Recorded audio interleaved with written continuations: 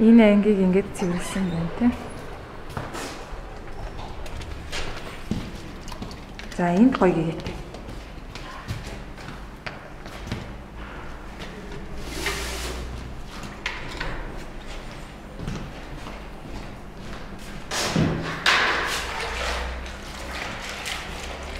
Танд тэгээд ер нь оюутнуудын нэг цэвэрлэг хийснээр яаж хандж ийн, ажлыг чинь хэрхэн хүндэтгэж ийн, тэр тал дээр юу бодож явдаг вэ? Тэгээд оюутнууд заримдаа зарим нь гайгүй, зарим нь одоо жоохон хэцүү.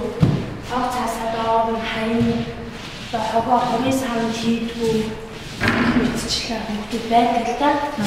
Гэтэ бид нарт одоо ингээд хогийн санд хийгээд ямар нэг юм газар хайх юм ингээд байвал бид нарт өөрсөнд маань хэрэгтэй юм болов гэж бодож байна л да.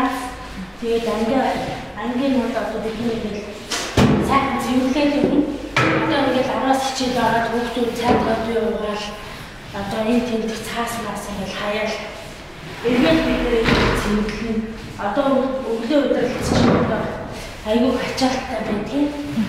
Тэгээд тэр өглөө өдрөл ачаалттай байхад дээрээс нь бас энэ хог хараагасаа цэвэрлэх нэлээд их ажил болно л та. Тэгээд зарим хүүхдүүд нь бол гайгүй тэгэхээр ойлгохгүй, зарим нь бол ойлгохгүй.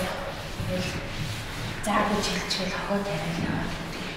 Өнөөдөр ингээд манай багийн 2 цалхны оюутан танд ингээд тослоход ямар сэтгэл төрж байна вэ? Айгуу сайхан сэтгэл төрсөн. Хүнд ер нь туслана гэдэг чинь айгуу сайхан юм л да.